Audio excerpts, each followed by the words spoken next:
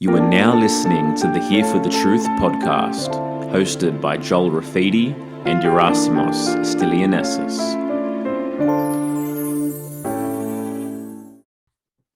Welcome back, everybody. This is episode 18. We have a really amazing guest for you. But first, I want to give a shout out to our three patrons, our conspiracy gangsters, Tina Rafidi, Sophie Fletcher, and Nancy Hamper, right? Bro, is that your wife? Oh, Sophie? Yeah, that's my wife. Wait, is Tina your mom? All right, listen, we got the support of the fam. That's where it starts. Lucky our loved ones love us. That's it. Anyway, so happy to have Tom Barnett here. Really excited. I'm going to pass it over to Joel. He's going to share a little bit about Tom. Yeah, absolutely. Tom's someone who's been prominent in the Australian freedom, health, and truth community for a while now. You may have seen him floating around. Tom is a holistic health practitioner and mindset coach, covering diverse topics from law, culture, and sociology to human health and spirituality. Many people from all walks of life have found value in Tom's relaxed and calm demeanor, while getting right to the point, providing valuable, stable content that will remain applicable for life. Tom, thanks for being here, man. We really appreciate it. Yeah, thanks, boys. Good to be here. I loved the intro. You know what? I just want to jump into something just because I first came to know you because of a video that went viral. That was you talking about how you can't catch a virus. And we seem to be in a time where obviously crazy time with coronavirus and everything. And there's this argument over people who are getting the vaccine, people who aren't getting the vaccine, testing, new variants, et cetera, et cetera. So it's like, why don't we start with that video that started it all? Like, can you talk to us about it? And can you tell us about that? Well, you can't catch a virus. How? Why? I'd love for you to share that with our guests. I mean, with our Sure. our audience. Yeah. Well, look, that video was because I didn't think that people would buy into that sort of story.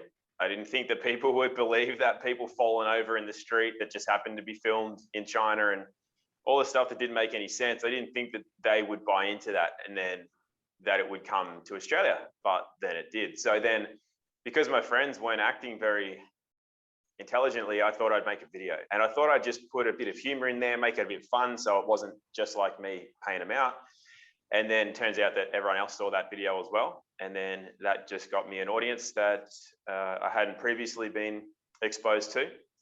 So that was good. The funny thing is, though, that we're however many months on now, 18 months or something on, and people are still, I don't know. It's funny, though, because so many people have woken up since then, which is amazing.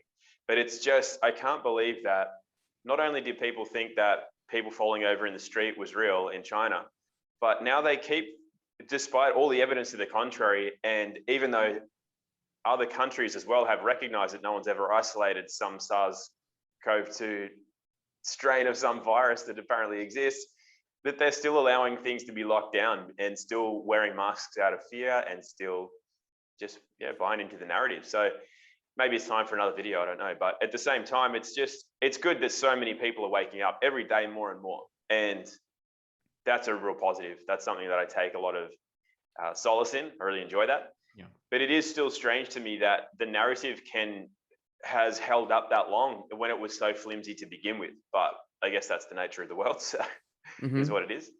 So how did you come to that conclusion? Obviously, there's people like Dr. Andrew Kaufman, Stefan Lanka, Thomas Cowan, people in the German new medicine community, et cetera, that, have a different views of viruses, what they are, and what impact they have on the body. So I'd love to know a little bit more of that backstory that then led you into creating that video and the education that you got. So I studied traditional science and medicine I started from when I was young. Actually, I had a fascination with the body and science in general. And I was good academically. So from school, I naturally gravitated towards studying science at college. Before going to college, though, I started going to universities when I was about 15 or 16, because my parents worked at a university and I would go there after school. And I'd take books out of the library and sit in the library and study physics and chemistry and biology. And then I would also attend some of the lectures, because I don't think people realize, but you don't have to be enrolled in a college to attend the classes. You can just go and attend the classes. So I do that as well. And I thought vaccines were great. I thought that viruses you could catch. I thought bacteria was bad. I thought fungal infections would kill you. And then in my early 20s, because I was an athlete and doing too many things, lived very out of balance, I became chronically ill, had chronic fatigue. That was partly due to mercury toxicity or an overexposure that got to a saturation point, and then just stressing my body out and mind too much, was out of balance. So I ended up with what's collectively termed chronic fatigue syndrome, and lasted many, many years. I ran out of all the savings that I'd made, seeing doctors and specialists and naturopaths and natural healers, and nothing really did anything. And then through Paul Chek's work, who was the first guy that I found gave real value to me. I'm not saying nobody else gives value. I'm just saying for me at that point in my life, he was the first that made some sense about bringing things into balance, mentally, emotionally, psychologically, and spiritually. And to start to get a feel for those aspects, which I previously had not, at least I had not, consciously gone down those roads. So I then started finding out about Rudolf Steiner's work. And then I started finding out about Antoine Béchamp's work. And then I'm going, these guys say that germ theory is a bit of BS. So I thought, well, this is interesting because I'm getting like 13 colds a year. That's more than one a month on average.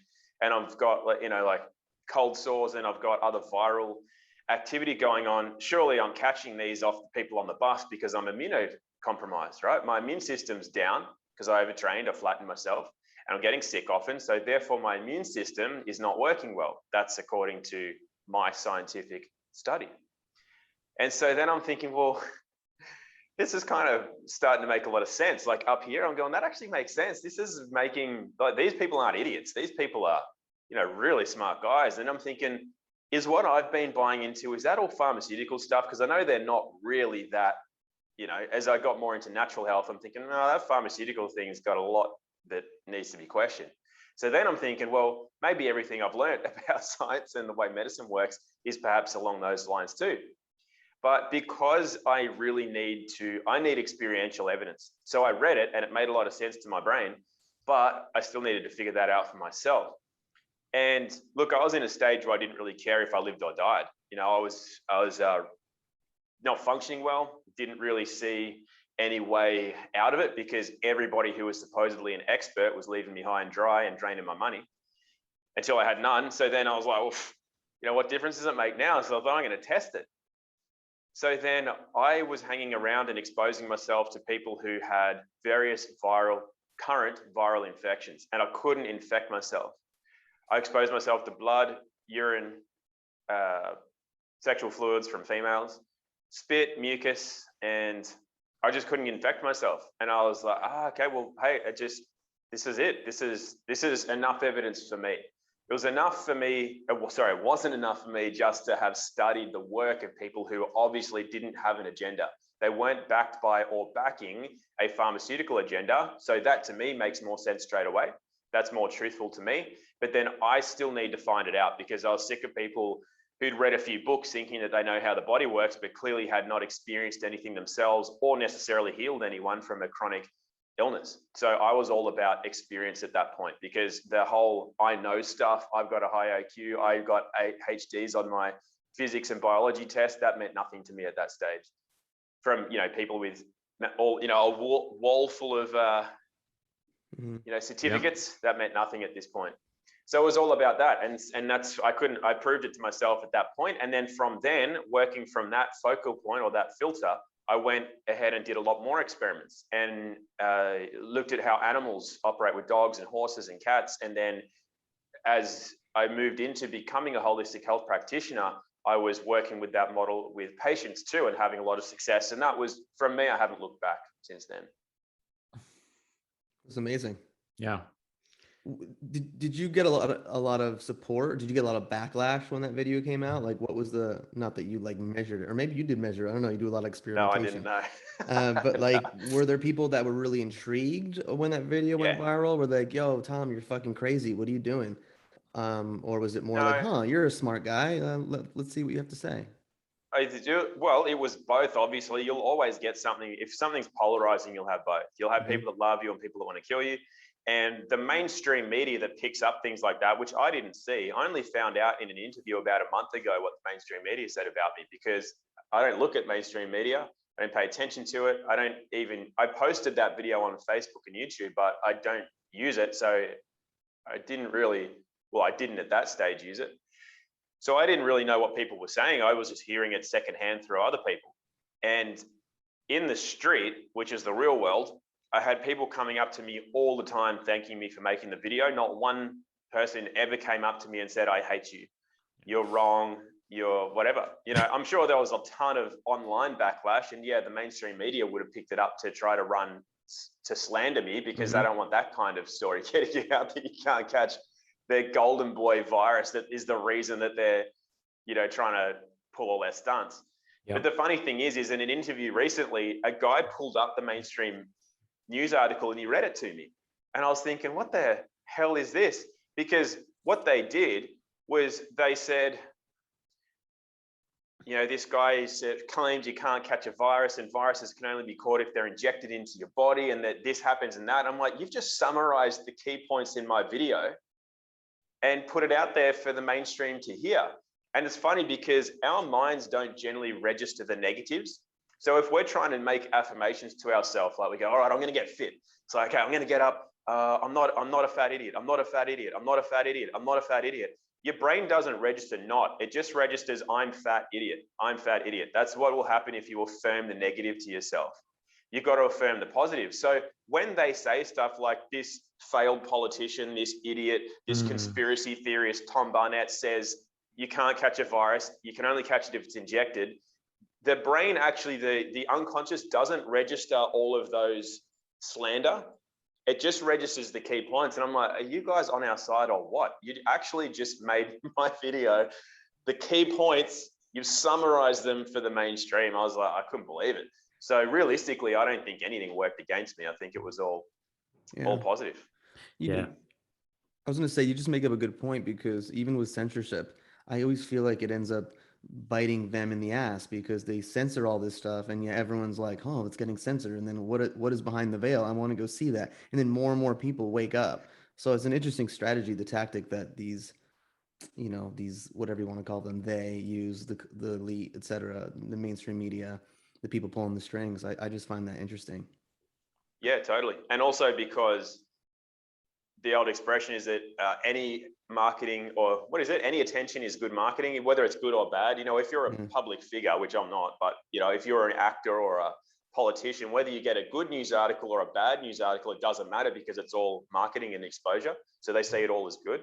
And then it just makes me wonder whether either partly they're on our side and they're just trying to let idiots weed themselves out, or they are, it's just maybe because of universal law, they have to tell the truth in one way or another. So rather than them tell the truth, they'll expose somebody who is telling the truth and make them sound like an idiot, but they're still telling the truth. So under universal law, they have exposed truth to the masses rather than hiding it, because they don't have to go, hey, by the way, we're doing this angle and he's really right, but we're just trying to make it sound like he's not. They don't have to do that under natural universal law. They only have to expose the truth and allow the individual to recognize it for themselves.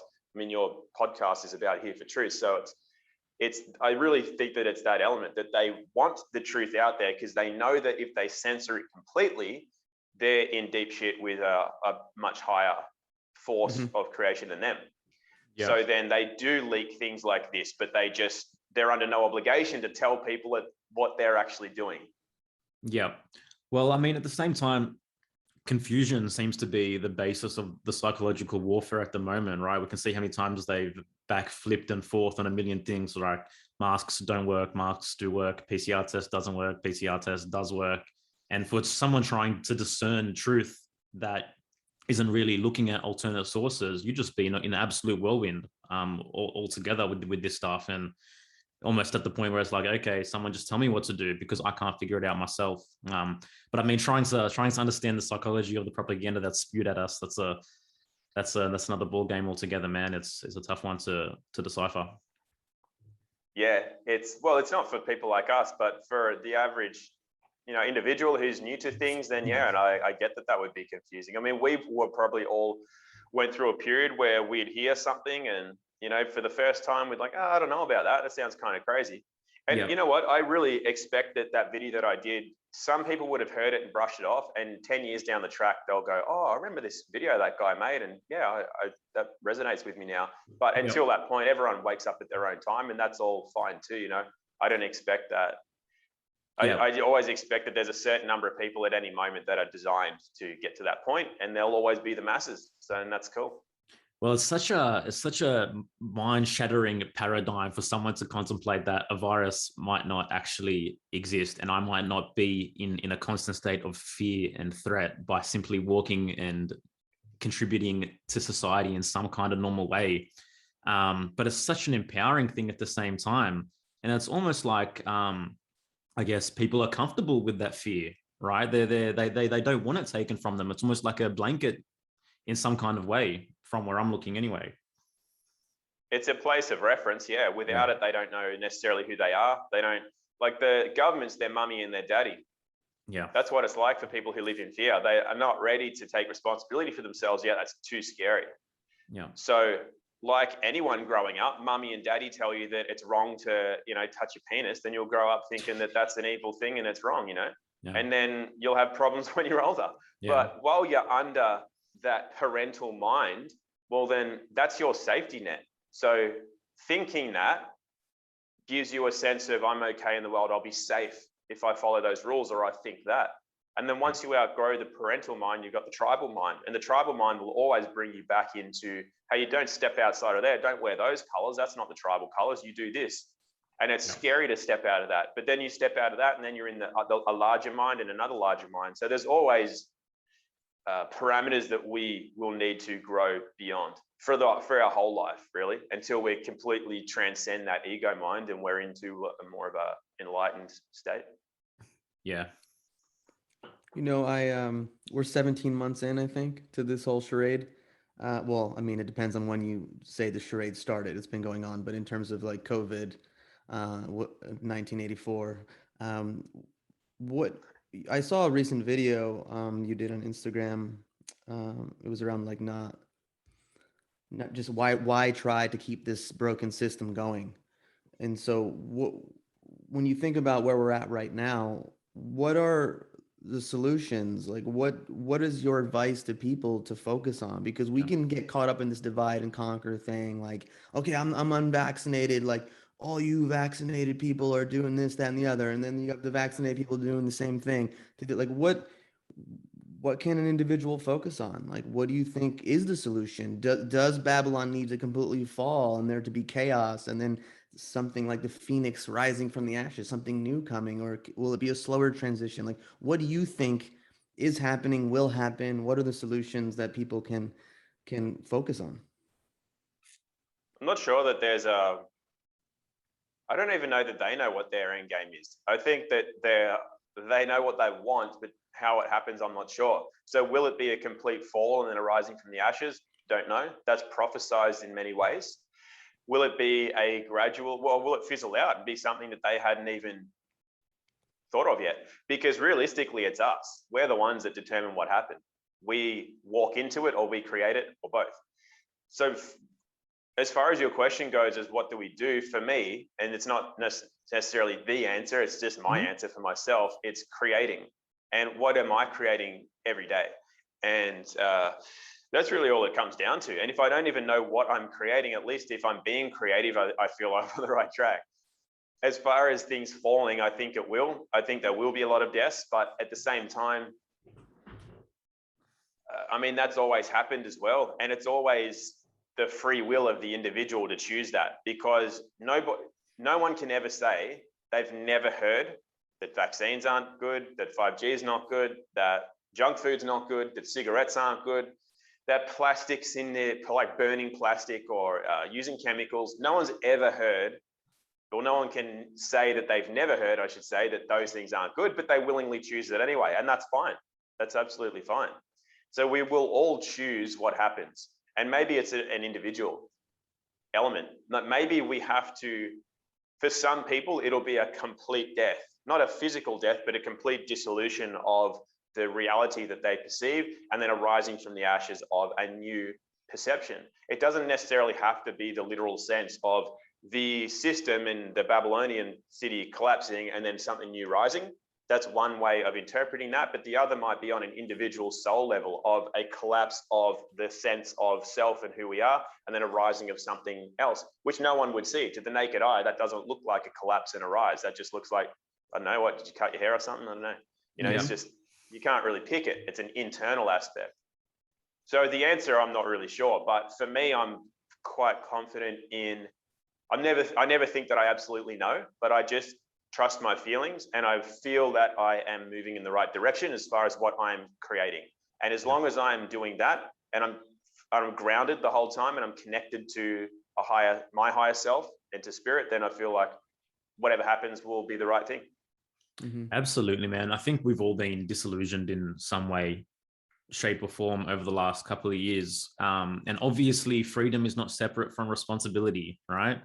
And what we have now is, as you said, it's a choice. We do have the opportunity to take more responsibility and in turn have more freedom. And that choice is being presented to every individual on some level at the moment.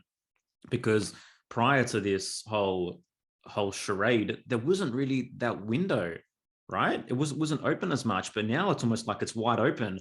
And everyone's like, okay, where do I stand? What do I really want to do? What is my true self? What is the most authentic thing for me? And there's actually prime fertile ground for me to take steps towards growing that plant at this point in time. And as you said, man, I love your perspective on creativity, because imagination is first and foremost. And imagination allows us to create beyond these structures and to think outside these structures. And that's really the essence of who we are. It's what that calling is for each unique individual. And I just implore and urge people more than ever to tap into that and really find out what it is that I want to fucking feel right now as a human being. Totally. And to have the experiences too.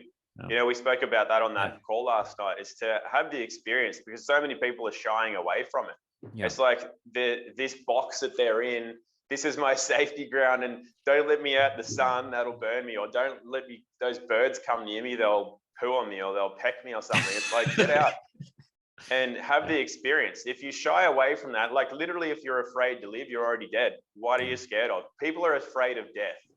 And it's like, you're dead anyway. You're not living if you're afraid of getting out and being alive. So just do it. You know, there's an old expression that, don't know what culture it comes from, but it says it's far better to live just one day as a tiger than 100 years as a sheep or something.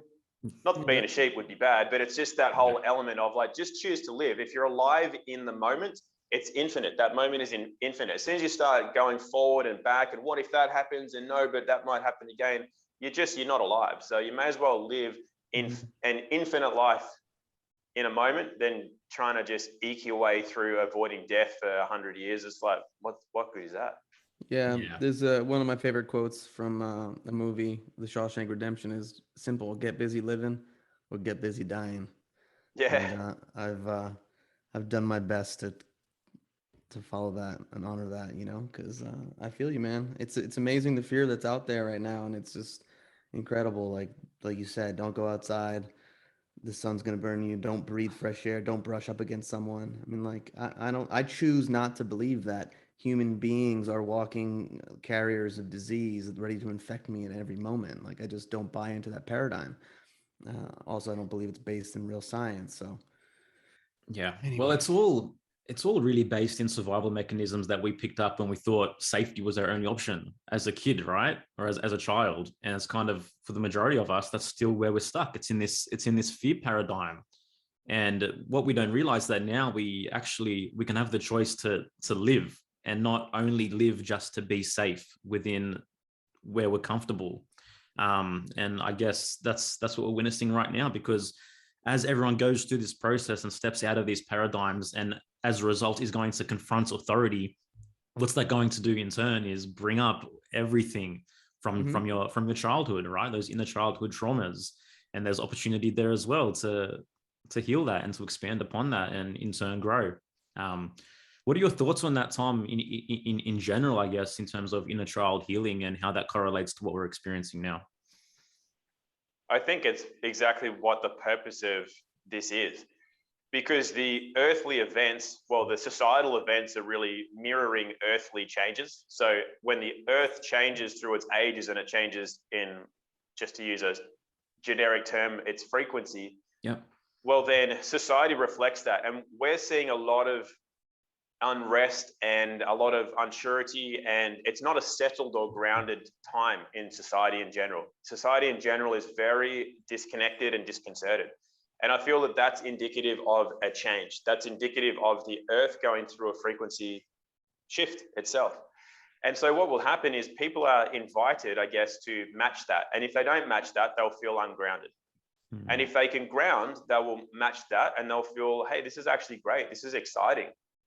This is actually moving into a new place. And so that new place obviously is within us. Not, I mean, the trees will look the same, the sky will look the same, the earth will look the same. But again, like I said earlier, these are internal and subtle changes. And when we match those, we'll be in heaven, so to speak. And if we don't match those, we'll be in hell. Yeah. And that's the invitation, really. And like I say, I mean, it's just, that's the lesson for people, because you have to choose that.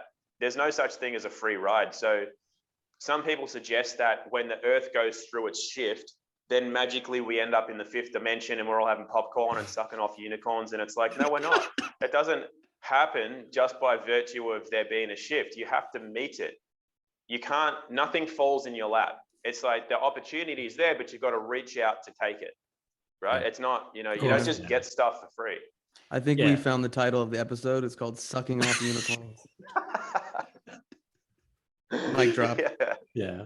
That's perfectly said, man. And the whole idea of the free thing is just tied into this new cage little paradigm that has, I guess, tried to hijack what I would call more of organic spiritual growth anyway, right? It's this idea of magical thinking, which is, you know what I mean? If I just think about good things, I'm going to experience good things. If I drink from this mug today, I'm going to have a good day, et cetera, et cetera, et cetera. But there's work involved and it's an internal process. And I say this every single episode, but I want to say it again because it's the fucking truest thing in the world. It's as above, so below, as within, so without. Once you understand that correctly, then you have every single key necessary to go any way you want, and to understand this reality.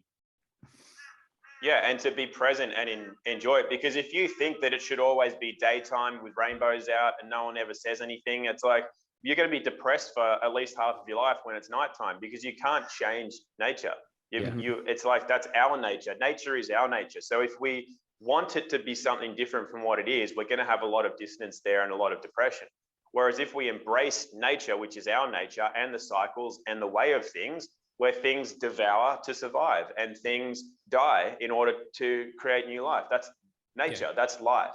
Yeah. And as soon as you try to make it that it should be something different, like we're smarter than God and we decide how things should be, well, then we're going to experience dis-ease as a result. Not only dis-ease as in, I don't feel comfortable here, I don't feel grounded, I hate those people over there, it's their fault that I'm sick, it's their fault there's still a lockdown. That's all blaming others, but at the same time, you will experience disease. The more rigid the mind, the more rigid the body, and therefore the more you'll have tumors, cancers, heart conditions, whatever else, you name it, you'll have it. And that's all because of what's going on up here and your connection or lack thereof to your essential self and what put us here in the first place. Well said, man. Very well said. And I mean, the field Erasmus works in works on the vice versa of what you just said, right? In sensitizing the body, in breaking down the armoring, in breaking down that rigidity. In turn, we can also become more flexible in our thinking and in our being. Yeah, and that's the nature of things. You watch nature yields very, very nicely. Even big, thick, strong trees will yield to the wind. Hardened rocks will yield to the water. Everything's in a nice, malleable harmony in nature. And as soon as we can mirror that, then we'll be a lot better off. No matter what's happening outside, by the way, even if there's military in the streets or what have you, we'll be okay if we can take that approach. And yeah, I mean, there's so many things to go along with that. But at the end of the day, there's still, as you said, the responsibility is there. So even though there are shifts occurring, if we don't meet those or we don't choose that for ourselves, then It's, if we don't make the decisions for ourselves, essentially, then someone else decides for us. Yeah. And generally that's not for our best interest, it's for theirs. Where is that fine line between, like you said earlier, like be creative? So I'm gonna sit home and I'm just gonna play the guitar, I'm gonna draw something or figure out how I want my life to be, versus, oh, there's shit going down. Like, what can I do? What can I do about it? From a place like a more harmonious, grounded place. Example, learning the law. Learning the law and using it to your advantage when you walk into a store without wearing a mask, or I don't know what the fallout was, but if you saw what happened in Alberta, there was that gentleman who subpoenaed the health minister there to ask for proof of isolation of the virus, and they're like, well, we don't have it, and that ended up, I think, taking away a lot of the restrictions. Not sure if they fought against that, but what are your thoughts on that? Like, what can each person do? I think I read somewhere that you are familiar with the law, whether I'm wondering if it's more like constitutional law or natural law. Can you talk about that a little bit? The creative aspect should just be whatever your heart calls for. And that's a double-edged sword too, because that's then somebody might say that's an excuse to withdraw and go, oh, okay, well, I'm just going to make finger paintings for the rest of my life and lock myself in a room. And in your heart of hearts, though, do you really think that's going to make a difference? Because a lot of people do lie to themselves constantly. Like, I know a lot of people say they want to avoid doing something that will test them or challenge them or provide true value in case somebody thinks it's not, and then they'll say, well, my value was just, sitting here putting out good thoughts. And I'm like, yeah, well, I don't know about that. I think that's lying to yourself. So there is a fine line. For me, I'd love to just sit around playing guitar all day, but at the same time, in my heart of hearts, I would get to a stage where I feel, you know what, I'm actually not being of service here. This is just all about me. Mm-hmm. And to a degree, that's okay, because if we go all to service and none about us, well, it's that old expression of, you got to put the air mask on yourself first before you put it on your kids. If you're in a plane, you do have to fill your own cup before you can be of service to others. So everything's always about a balance. That's why I got really sick in my early 20s. I was way out of balance. And then as soon as you come back into balance more, then things start to work more harmoniously. So it is about being creative in a somewhat selfish sense, if that's going to fill your cup. But then after that, it's how can you be of service with creativity? And I've used this analogy with artists before who have felt, I don't feel valued. And I feel like, am I wasting, I'm spending, 10 hours a day working on this painting. I haven't even been outside, and they feel like they are not worth anything now because they're not, all my mates going to work every day doing 10 hours as a chef, and they get this skewed sense of value. And the way I've seen that is you could go to work every day as a carpenter, for example. You could build several houses over the year. And then you could be a pianist and you just literally practice, 10 hours a day, and you never actually give any service for the whole year, right? Nobody ever hears your music. You're not out doing anything in the world, like, hands on deck, so to speak. But then at the end of the year, on the last day of the year, you go out and you perform and you reach millions of people with that performance. You touch them right in their heart, and their life is changed immeasurably because of that. So sometimes what we do every single day is not necessarily what is seen, but the value is still there. So do you know what I mean? Like, is it more valuable to go to work every day to build houses, and they've built, say, 7 houses at the end of the year, and you're seen every day putting in work? But what about those people that put in work every day and nobody ever sees it? But then it comes out at the right moment, and instead of helping 7 families, they've touched 7 million families right to the core of their being, and they've changed their life for the rest of their life. They've made a shift. So where is the value? What's worth more than something else? I don't think anybody can really answer that. Yeah. Only the individual can. Exactly. Only the individual can say, you know what, I was of service. And yeah, I was just about to say that exact thing around the individual, because I was just gonna go there or something, and I just lost my train of thought. I forgot. Well, it's about creativity initially, you were asking. So the line to me is, how are we creative in creating something new? Not necessarily how many paintings are we going to do today and then stick them on the fridge and then burn them on the fire.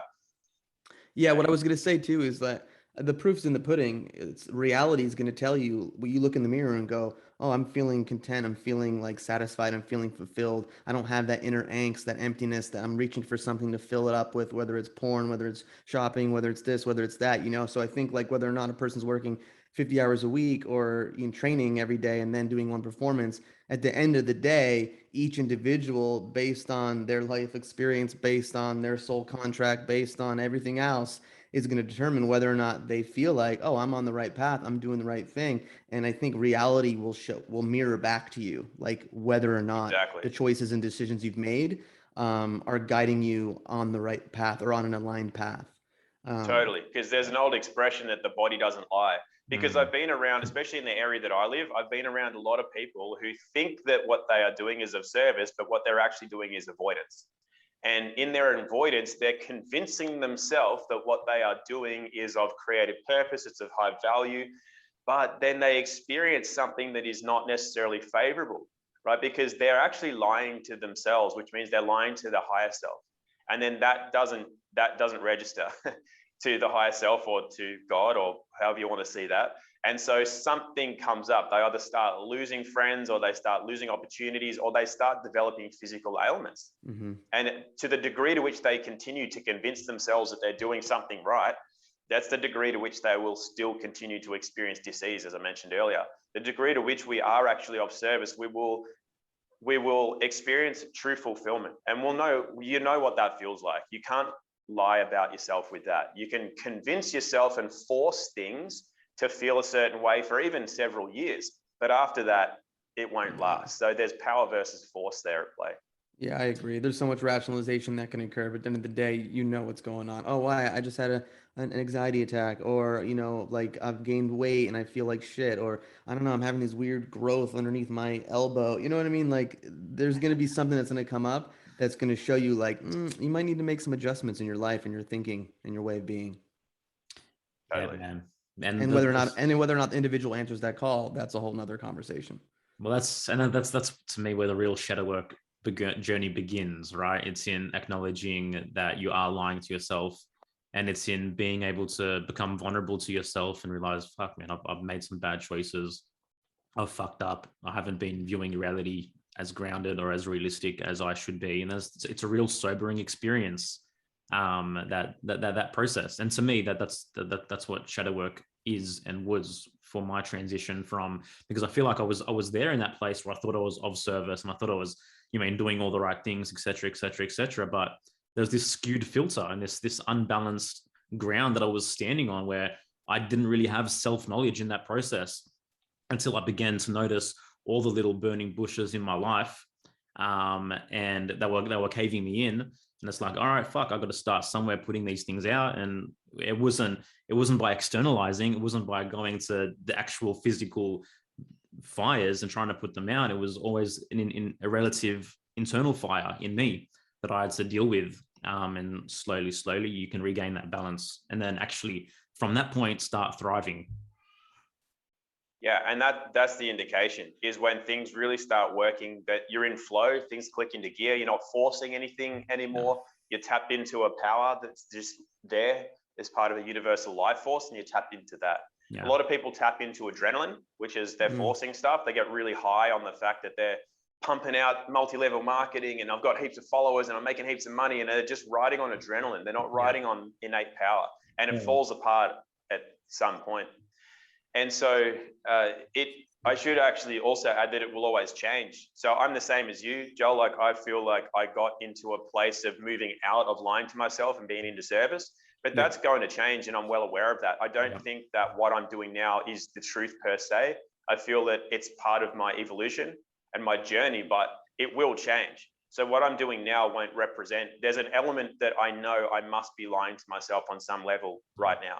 Yeah. And just knowing that means that I will be open to and looking for change where it's appropriate, and when I will grow. And when I'll grow, I'll recognize it. Yeah, but I won't fight it or pretend, Yeah, no, I love it, bro. And the thing is, like, we're a verb, right? Spirit is a continually unfolding process. It's never stagnant. It's not a noun. It's not a straight thing.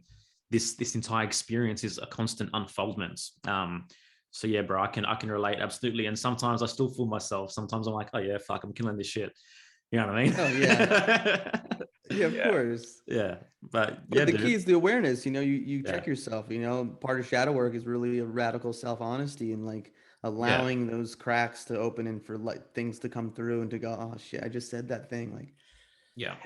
And you not know that what I there's mean? anything Like wrong that's with not. feeling fulfilled and empowered and fired up and inspired. You know what I mean? But it's, yeah, just having that, as long as your perspective is clear, I guess. Yeah.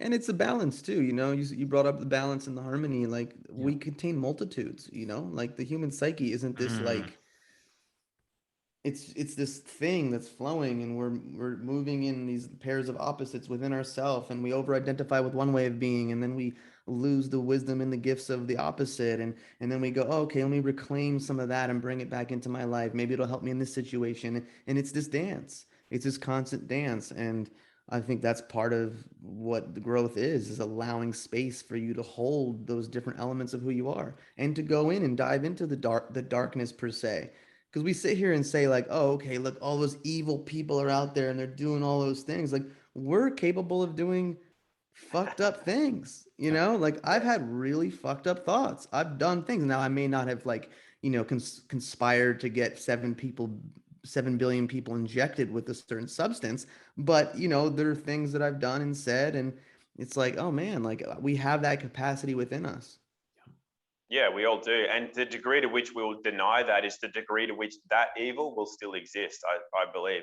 I'm the Mhm. same. And I mean, I've said it on a live stream, which I make a point of saying this is not incriminating because I've said, why doesn't someone just pop old mate between the eyes who's running the country? And, why Yeah. wouldn't you just drag people off those horses? Get off your high horse. In Melbourne, the people that are brutalizing people, just pull them off the horse and slam their head into the cement and knock some sense into them.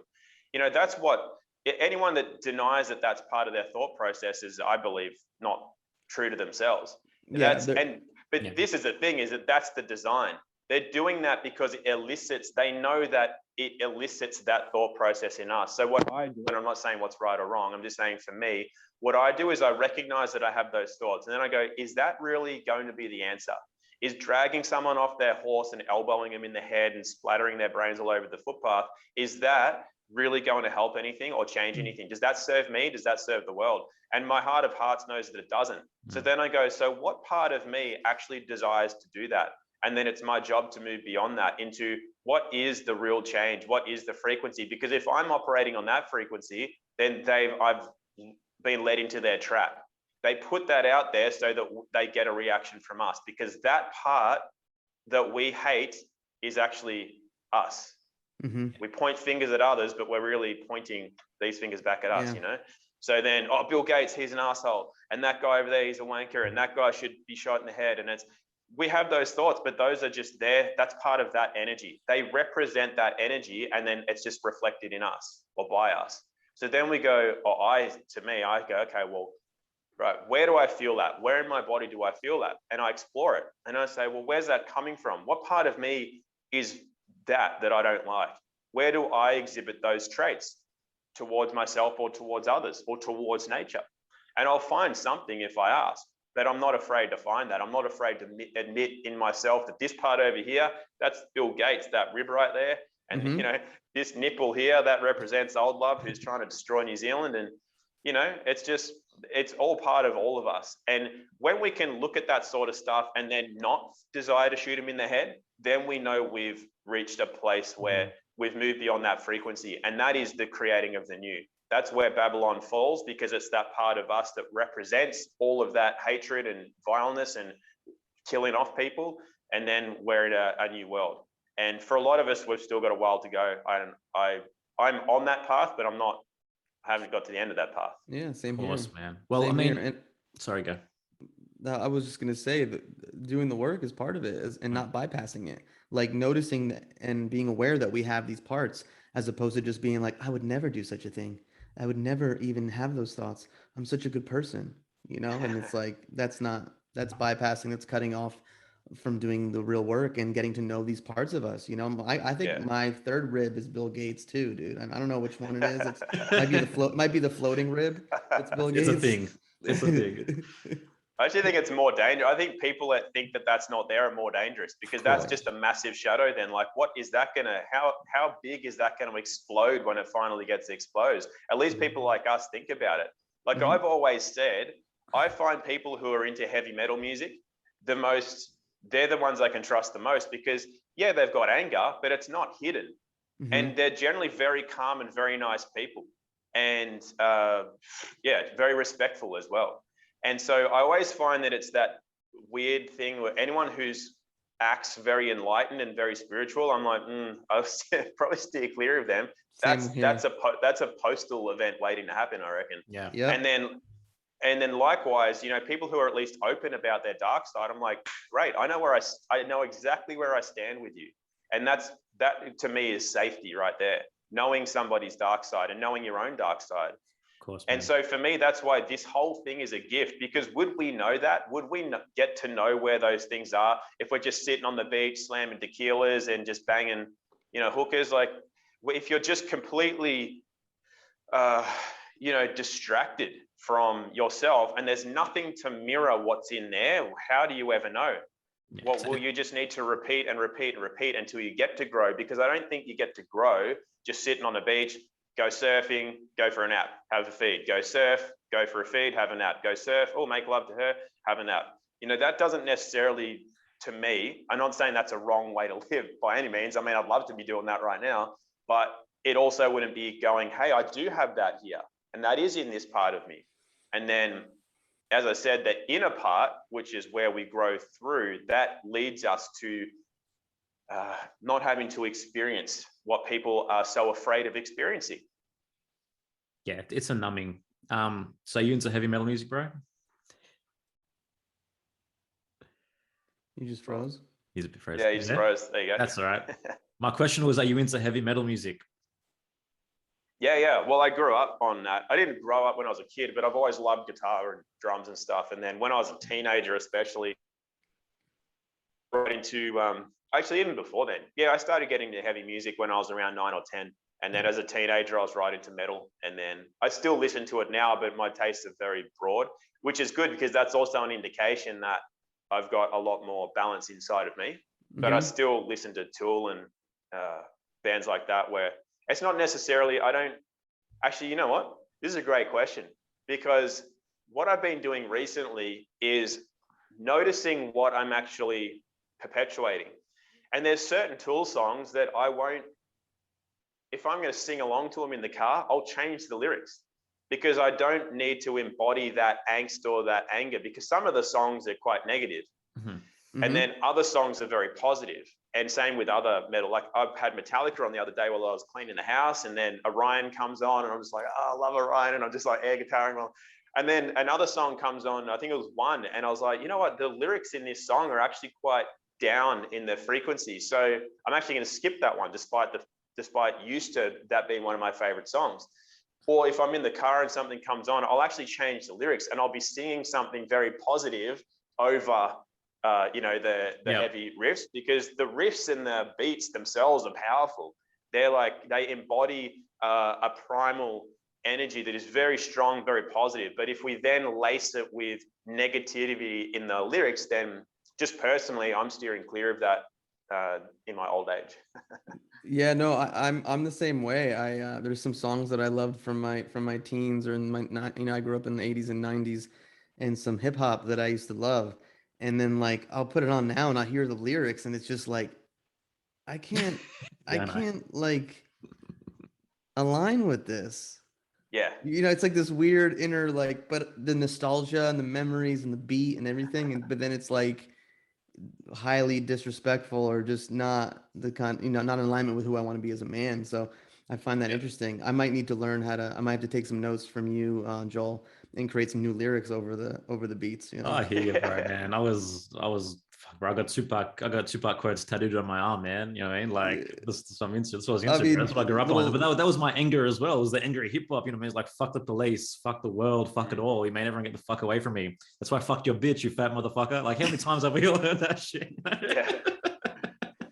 I mean, just like Doggy Style, Snoop Dogg, man, or some Dr. Dre shit. It's just like, yeah, bro. Oh, man. Yeah, but the beat's catchy, It's the right? beats, Oh, bro. yeah. It's the beats, man. the Of course, beat. it's the Yeah. beats, dude. I love Yeah, it. it's catchy because I'll still have it come on, like Dre, like 2001 will come Yeah. Oh, on, yeah. and I'm just like, oh, I love it. And then as soon as the lyrics come on, and I'm just like, oh, I can't keep repeating that. Yeah. I don't even want to hear it, and I'll switch it off after I've heard the opening beat and the opening phrase. And I'm like, da, da, da, da, da, da, da, da. And I'm like, oh, it's a sick. And as soon as he's, oh yeah, no, skip now, because he's just starting to go into a place that I don't embody anymore. And but it served its purpose, you know. And this is that element, which I think this is a great topic, because having a certain shell around us, we grow that as a protection mechanism. As you know, when we're a kid, certain things happen, certain traumas occur. So we develop a shell, and that's protective, and it serves us for a time. But then that element of us that's still 4 years old or 6 or 12 or whatever, that doesn't necessarily serve us as a 40-year-old man. We should be embodying something different, but there's still parts of us that if we don't let go of, they're still 5 years old in us. And so that shell, because that's a 5-year-old inside of that, we have to care for it. We can't just go, harden up, you wanker, just come on. You know, that doesn't work for a 5-year-old. So we've got to give some love and attention and allow an allowance for that to actually grow into becoming a man. And some of those lyrics that we used to just love pumping out and singing along to and embodying and tattooing on us, that served us. But does it serve us now? We have to allow ourselves the ability to grow beyond that. And if we have done, we can at least have gratitude for it, because, hey, it served us. Maybe that saved our life at some point, you know? Yeah. We don't know that it didn't. And so I'm always grateful for, you know, even though Tupac and, you know, Dre and Snoop and those guys had some pretty awful lyrics now when we look back on it, but hey, they might have saved us at the time. So I'm grateful for what they've put out, for the creativity that they embodied at that time. Maybe they don't embody that anymore. Who knows? Maybe they still do, but at the same time, that served us at the time, and now we don't need it. But then that's why I also don't judge teenagers, for example, that are doing the same thing, because we grow beyond it and then we go, oh, that's wrong, by the way, you shouldn't do that. Yeah. But is it really wrong for them? I'm not so sure. I think it serves its purpose. Man, I'm a hip hop artist, bro. So I look at the kids now, I'm like, the fuck are you listening to, bro? I can't help it, bro. Like, what's this shit, dude? I'm one of those. You're like the old now. man. I'm the old man. Like, that's not music. What are you listening to? That's not music. But objectively speaking, though, the music has shifted a little bit, but I guess every generation says that about every previous generation, you know? Yeah. Anyway, I've got the message loud and clear. I'm making a gangster hip hop album with an esoteric message. Why not? It actually fits. It's funny the way I've been singing along to music in the car. I've just gone, you know what? This actually fits. I love it. To the point where I've actually thought, I don't have the time to do it, but I've thought of going through some of my favorite songs and then thinking about what the song actually embodies and rewriting the lyrics, using some of the similar phrasing that they've used, but rewriting the actual words and seeing if that could create a really positive spin on, you know, would that accomplish something different for other people? I don't know. Could do. No, absolutely, man. There's a guy in Sydney named Mark Mack who is the DJ for a lot of the freedom rallies. He's a friend of mine, and he that's what he does. He parodies all the songs, right? So, for example, he's got Pink Floyd, and the opening line is, "We don't need no vaccination." Yeah. He's a crack of that guy. Nice, man. What do you got, Erasmus? I don't know. I'm just thinking about all these different old school hip hop songs that I can recreate, you know? So tell us. It might be a new industry. I mean, you guys already know as well that some of those guys wrote because of their life story. They wrote from their traumas, but a lot of it's also controlled. You know that, right? Because as an artist, you see some people and you go, yeah, they're good, but man, I know a guy just down the street who raps way better than that. Like, why isn't he famous? So we already know that they pick and choose their, like, this guy or this girl will represent this and can market that. We can put our message through them because it's not always talent. Though you can't get to that without signing away some of your soul.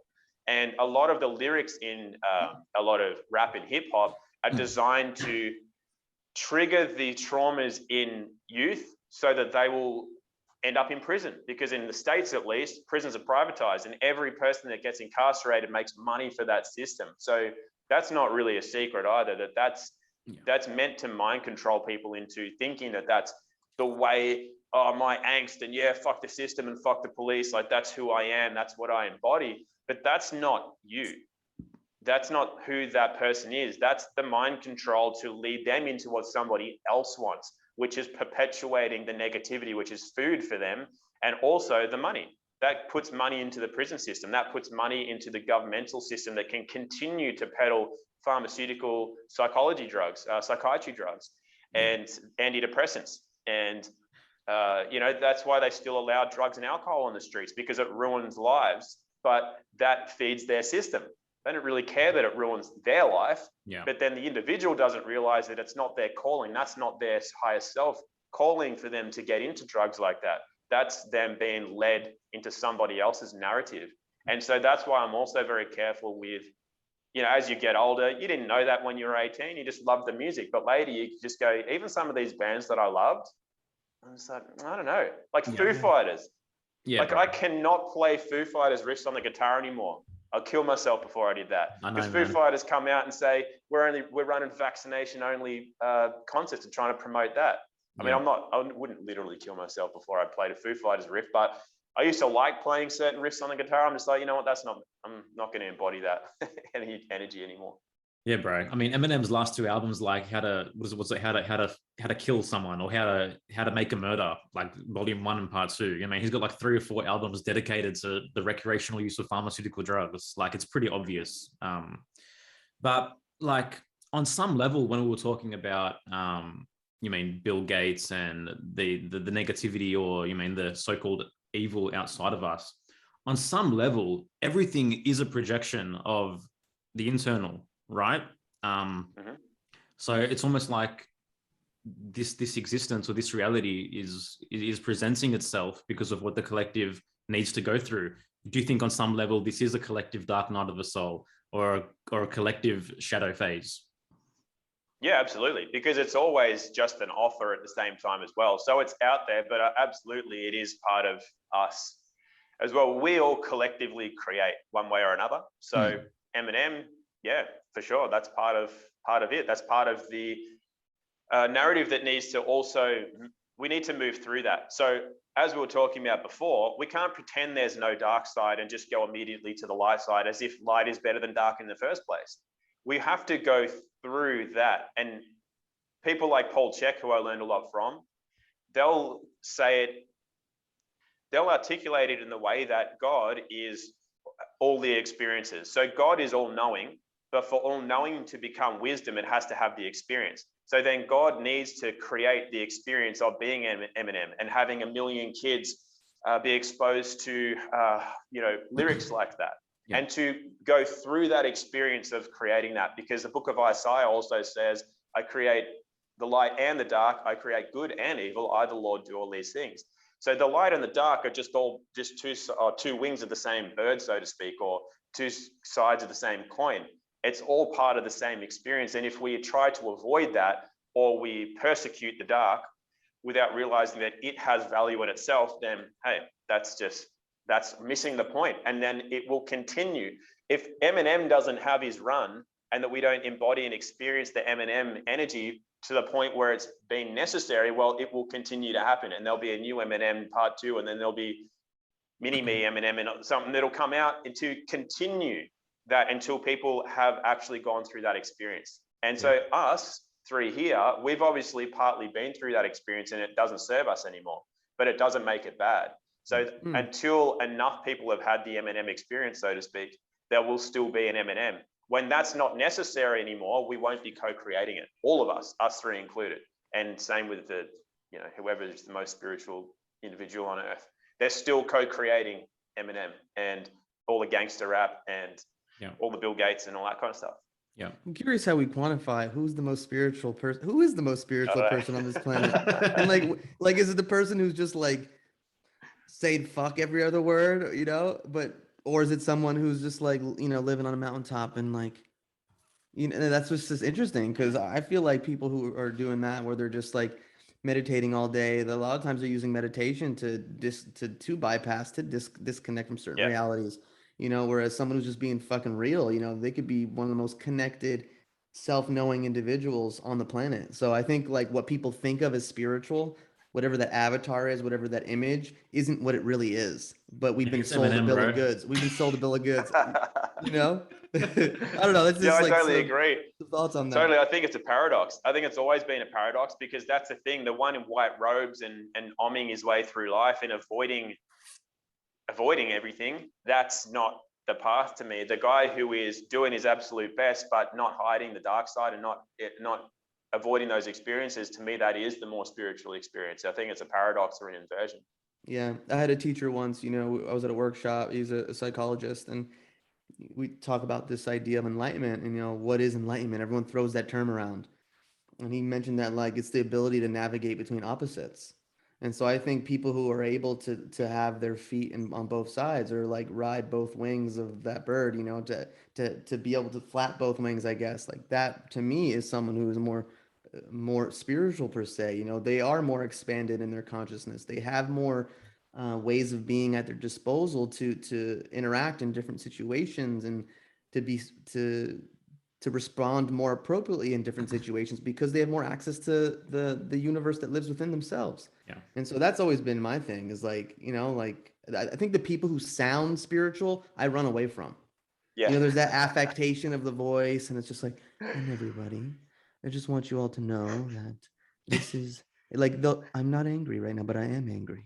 I'm really angry It's right the now. most passive aggressive anger ever of people who speak like that. It's like they sound the same no matter what's happening. And it's just like, no, I want some realness. Like, fuck up your words, say fuck shit. Like, this is why I also like in this conversation, because I think we're three pretty deep dudes, who care about health and well-being and exploration of consciousness. And yet there's also like, we're talking about sucking off unicorns and shit. So and the funny thing about the inversion side is that what they put in movies, we're led to think is make-believe. But to me, the more I've learned about things is that they're showing reality. They're showing the power that we really have.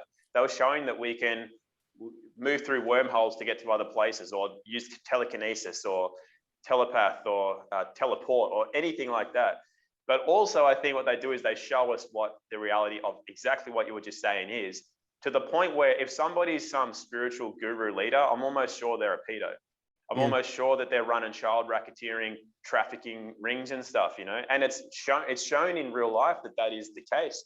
Yeah. And even people like that hugging saint lady, Amma, she's telling people to get vaccinated. The Dalai Lama got vaccinated. Yeah, and then Sadhguru, who everybody, well, not everyone, but a lot of people in the spiritual world look up to. You got to watch his videos. He's just, he's the best. And he's telling people to get vaccinated. And the first video I ever saw, because I'm always open, I go, yeah, sure. Yeah, maybe he's great. And I'm like, why is he dressed like that? Why does he have an entourage? Why is this happening? Why does he speak in this tone? And then it turns out he's asking people to get vaccinated. And I'm just like, he's hugging, hugging actual pedos. And I'm just going, yeah. You got Esther. You got Esther Hicks channeling Abraham, telling her audience to get vaccinated. Yeah.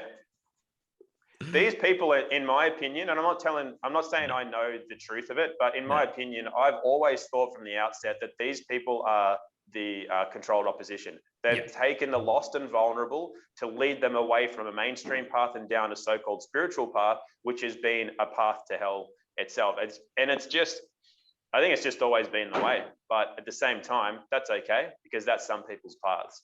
Yeah. So if that's their path, they'll learn from that. They'll have that experience. And that's the beauty of it, is that we have free will and free choice. We can choose to follow a Sadhguru or a Mother Teresa or anybody else. We can choose. Yeah. Nobody's making us. We have that choice. Yeah. Now, there's no doubt the demiurge plays both sides, for sure. Just on enlightenment, in the mystery school tradition, enlightenment, it's not actually luminescence, but it's a lightness of being, right? It's a sensitizing, it's a de-armoring, it's a breaking down, it's literally the full card of the tarot. It's lightness to your being. It's a willingness to explore life and adventure and feel the different nuances of experience. But we're raised to be, I guess, so traumatized and armored and closed off and rigid and blocked to reality, that, the real shadow work is about becoming light again, becoming light to life. Just thought I'd throw that in there in terms of enlightenment. Sure, and I don't think you can get there without going through that shadow path. I don't think you can avoid it and just go straight But these to are level 10. these are organic rites of passages, which we all experience. But nowadays, it seems as though they're able to be bypassed. They're able to be put off for even longer, so that when we do experience these rites of passages or these underworld journeys, they're like so much more tumultuous than what they need to be, because we live in a malignant culture that's enabled us to avoid them in such a profound way. Well, even just in terms of being a man, like we think back into the past, like what young men or young boys had to go through in order to like have that rite of passage into becoming a man. And we don't have that in today's day and age, not to mention any other agendas that are out there to overly feminize the masculine or to destroy the masculine, whether you want to talk about the chemicals in the food, whether you want to talk about wars, whether you want to talk about pornography. I mean, there's always things that you can talk about. But, back in the days, you're 13, all right, you're going to go into the woods and there's going to be lions and tigers and bears out there. You're going to come back alive or you're not. Figure it out. Yeah. You know what I mean? Like we don't really have that unless Which people is are a playing gift. sports or athletics or, martial arts, or they find the right mentor in their life. Totally. And it's all about convenience too, with that's one of the main problems in this day and age. It's one of the biggest barriers to actual enlightenment is the fact that it's too easy. You can just put on a podcast.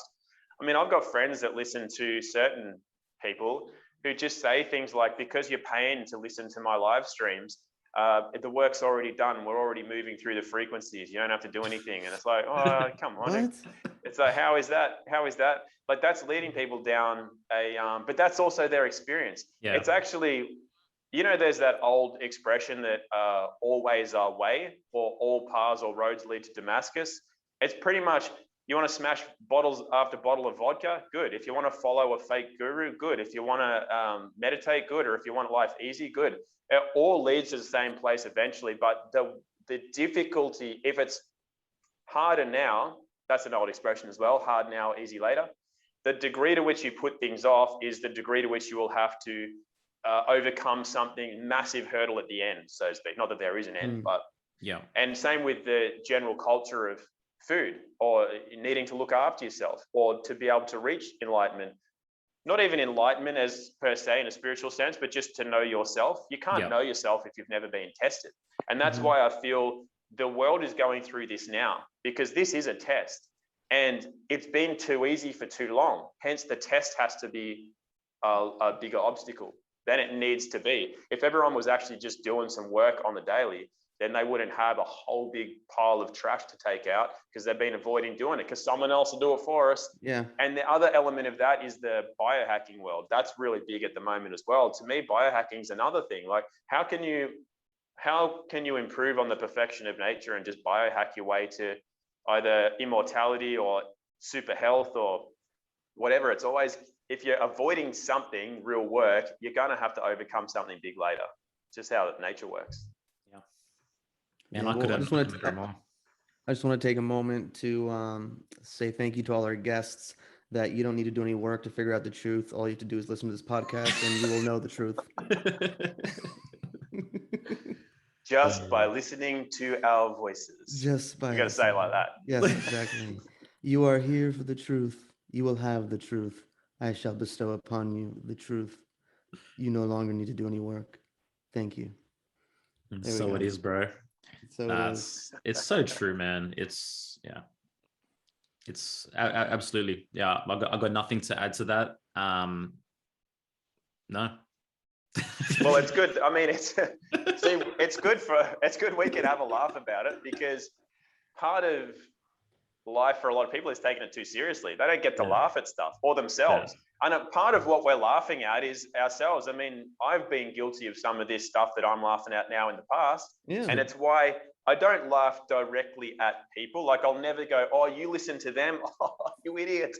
I'll never do that, because it's part of their journey. And it's not, and also what will happen by doing that is you may actually do a disservice. Same with trying to like snap someone out or wake them up before it's their time.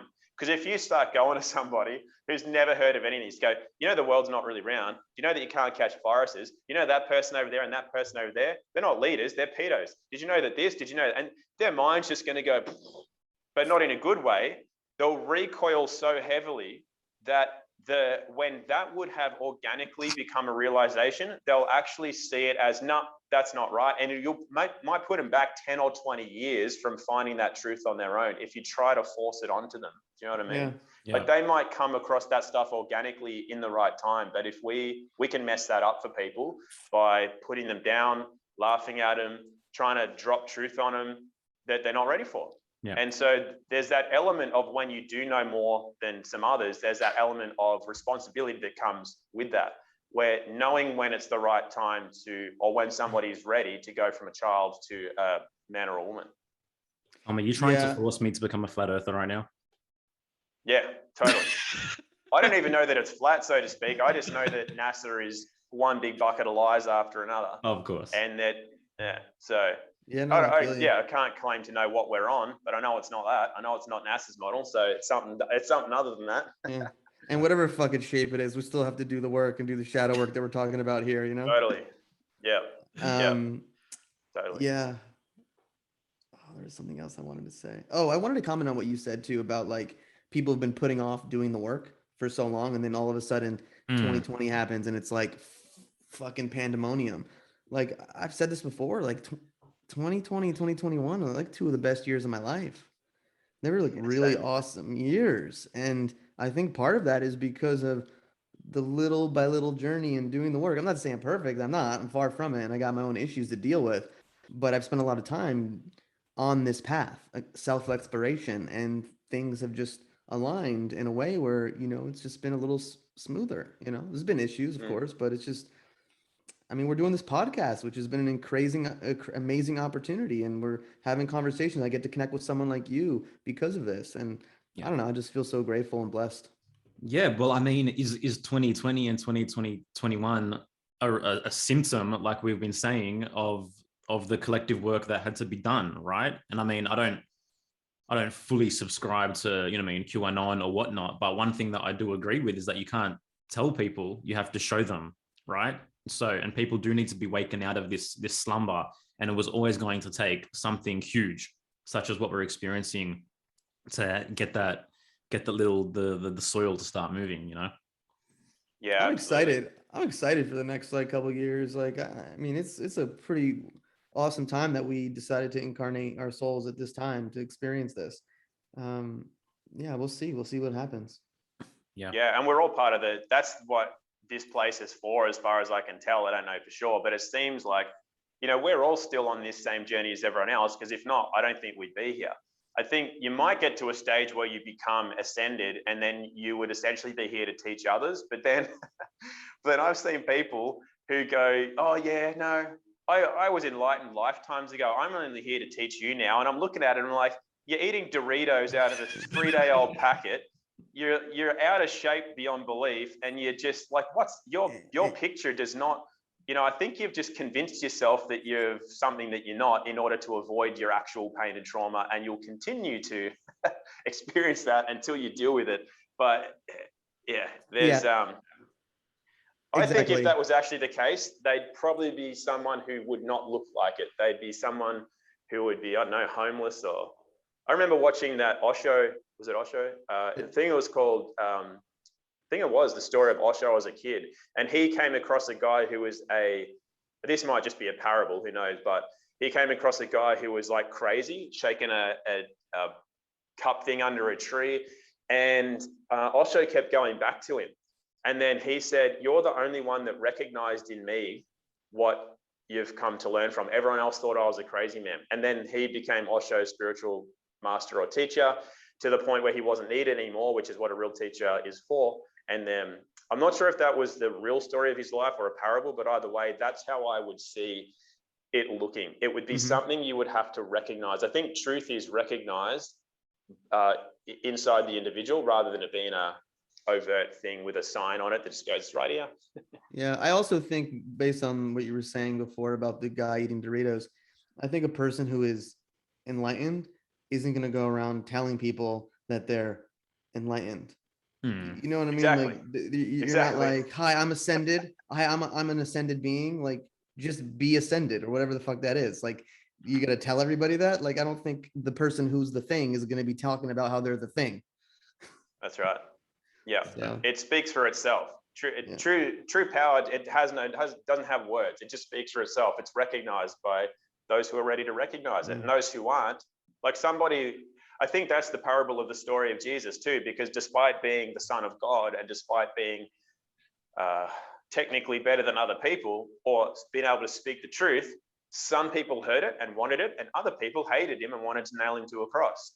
So whether that really happened or that's a parable is irrelevant. It's the story is what we recognize is how the world will always operate.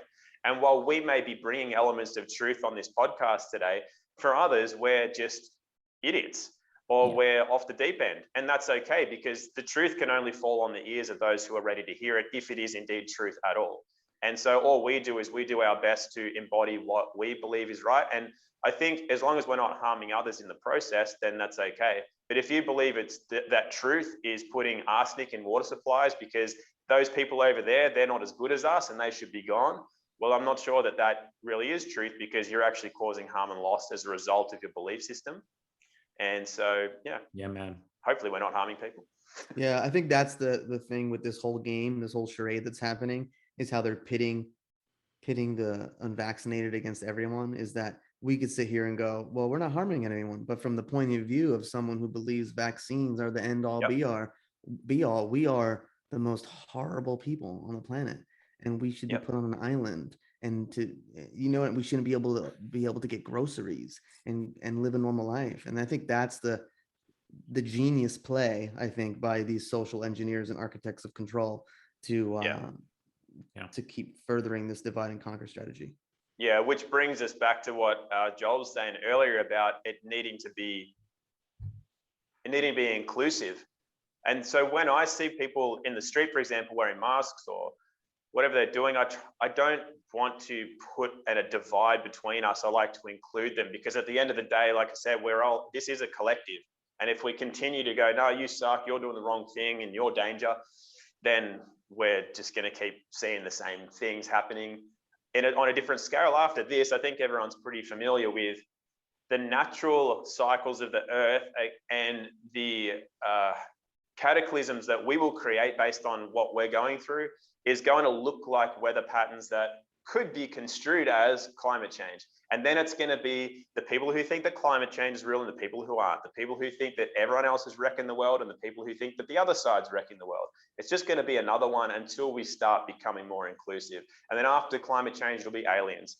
Aliens are real. No, they're not. Aliens are real. No, they're not. Did you not know this? Making a video about aliens. And then, it'll just repeat and repeat. It'll be the same base trauma will be represented as, now it's coronavirus, now it's climate change, now it's aliens, now it's terrorism again. Now let's revisit global warming. And now, do you know what I mean? It'll always have a different face, but the base point will always be the same until this changes. Until that changes, that narrative, that movie will just keep playing out. Yeah, and it's been repeating for as long as anyone can look into history. Really, this isn't the first rodeo by any means. It's just the same story, but with the different technology and different events. Tom, I know you got to run, man. I really, really appreciate your time. I've loved this conversation. Yeah. Is there anything that you'd like to shout out to our audience? Anything you're currently running where they can reach you? Sure. Yeah, you can reach me at tombarnett.tv. All of my content is up there. My email addresses are on there, and I'm also on Telegram and Instagram, tombarnett.tv. Awesome. Facebook's just my name, and I think my YouTube's back up, but I think I might be gone again by now. But yeah, I think realistically, I think these conversations are great because we can have some fun with it. The seriousness isn't there, but we're also willing to look at ourselves as much as we're willing to look at the world around us. And I feel that that's really, really healthy. It's really healthy because while we're not sitting here trying to say what everyone else should do or saying how the world should change, we're really looking at how we can change, that's where the empowerment is. I feel it's really disempowering when we only see everything else as the problem and not us. And therefore we look to the UN. Hey, that's a great idea. The UN should come and fix everything. Or politicians or leaders of any kind, or pop stars or movie stars looking to social media influencers to change things. That's not the case. So I think this is really healthy, what we're discussing here, and hopefully other people get value from it as well.